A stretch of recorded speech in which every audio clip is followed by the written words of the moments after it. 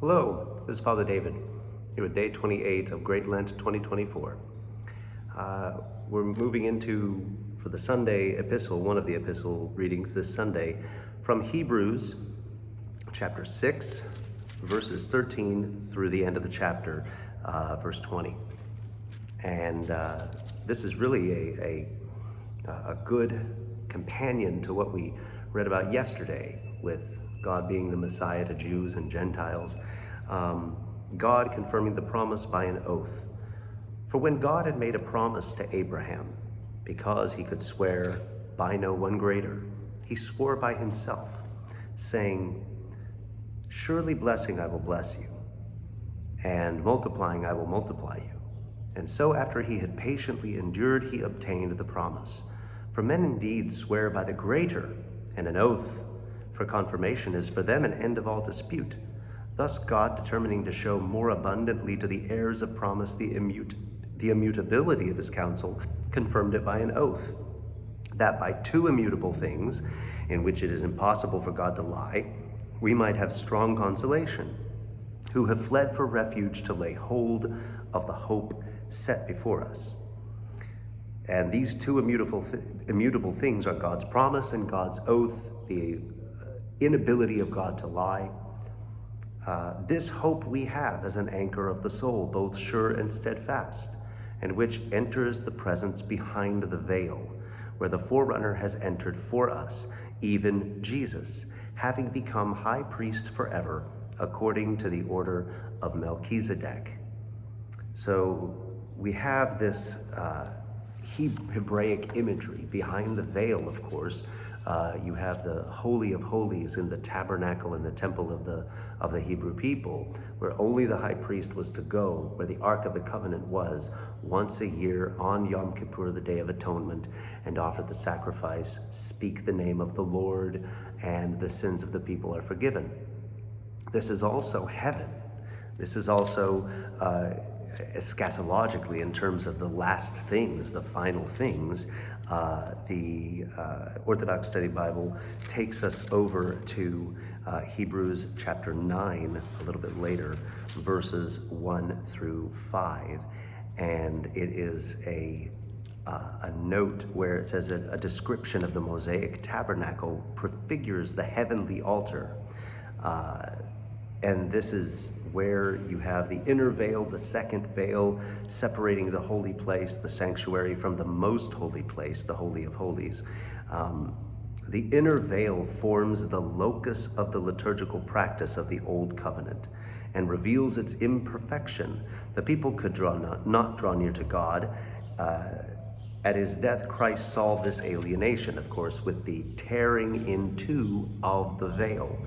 And so this is the Lord himself has gone into the veil, into the heavens. Ultimately, he has ascended into heaven with our human nature, taking us with him in this way. He is high priest forever according to the order of Melchizedek, who was an Old Testament figure. He appears as out of nowhere. The fathers comment all the time about how he has no lineage, he has no fathers, he has no history.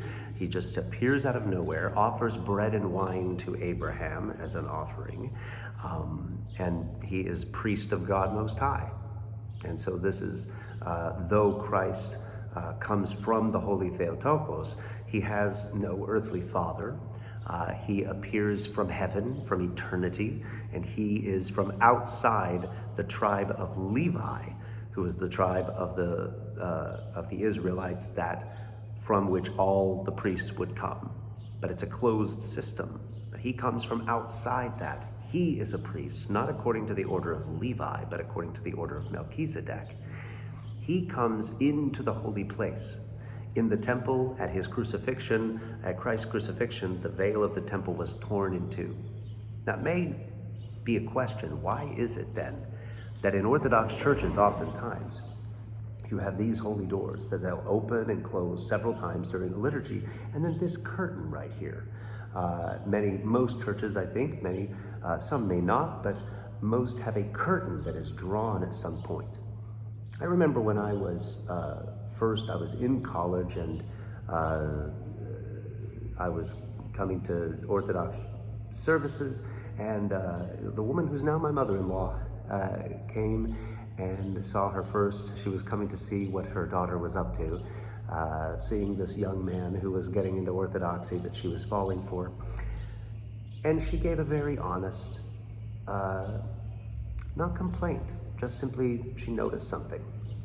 That, you pull that curtain, you close those doors, and it just seems like you are blocking off the work that Christ sought to make available to us. It's like you're building that all up again. You're putting it right back in place, the thing that God split in order to give us access to his presence. Now, it's important to understand how we understand these things, but it is also important to take into account, not that we need to go around changing things because people misunderstand. It was an honest misunderstanding, and quite frankly, I can see how she came to that conclusion. But what I've come to say to people is that in our Holy of Holies, we call inside the iconostasis, we literally call it the sanctuary, or the altar, the holy place, is, yes, there is this structure that has been built up over centuries. It used to be much lower. It does look like a wall, a barrier, something separating. But not only are these icons meant, iconostasis just means icon stand, the thing propping it up like an easel for you to look at the icons and to see this point of union where these people depicted are in fact with us, but also so that the sacrifice comes out these doors. That holy place where the priest only goes once a year, he eats the sacrifice, only him. And all the rest of the people do not.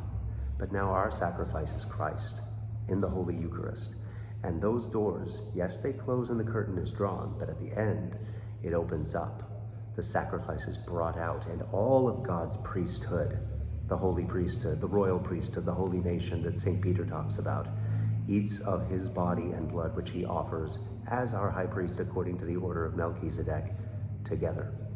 So this is, for us, how our high priest, the Messiah of Israel, has brought all of us through this gift to and of the Jewish people for all of the world, to which all of us, Jew, Gentile, man, woman, slave, free, all are invited to partake of that table. So Lord God bless you on this Lord's Day. Lord willing, we'll see you next time. Bye-bye.